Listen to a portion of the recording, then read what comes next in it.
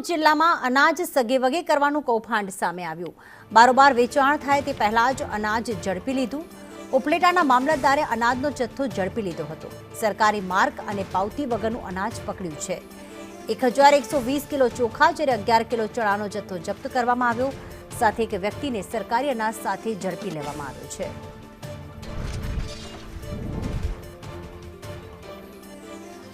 ઉમલેટાના મામલતદાર નિખિલભાઈ મહેતા અમારી સાથે phone line પર જોડાઈ ગયા છે। નિખિલભાઈ નમસ્કાર, સ્વાગત છે આપનું। નમસ્કાર। કેટલા સમયથી આ રીતનું અનાજ સગેવગે થતું હતું નિખિલભાઈ? કેટલા સમયથી તો એમ ન કહી શકાય, પણ ગઈકાલે અમે અમારા વિસ્તારમાં રાઉન્ડમાં હતા એ દરમિયાન કોટકી ગામ નજીક જે હાઈવે છે એના ઉપર એક શંકાસ્પદ વાહન નંબર DJ06AV 3831 એમાં શંકાસ્પદ જથ્થો અમને જણાવો એટલે ગાડીને રોકી અમે અને તપાસ કરી તો એમાં ચોખા હતા, જેના બિલ અને પાવતી માંગ્યા તો એમની પાસે હતા નહીં, એટલે અમને શંકાસ્પદ લાગ્યું એટલે આગળ તપાસ કરી તો ખારેચિયા ગામમાંથી ઘરેથી એમણે ચોખાનો જથ્થો ઉઘરાવેલો હતો।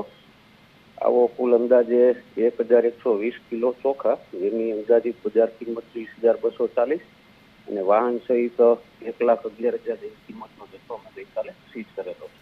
ઓકે, એટલે નિખિલભાઈ આપનું એવું કહેવું છે કે જે લાભાર્થીને સરકાર દ્વારા અનાજ આપવામાં આવે છે એ અનાજ ઘરેથી ઉઘરાવવામાં આવ્યો હતો ને એ સગેવગે કરવામાં આવતું હતું?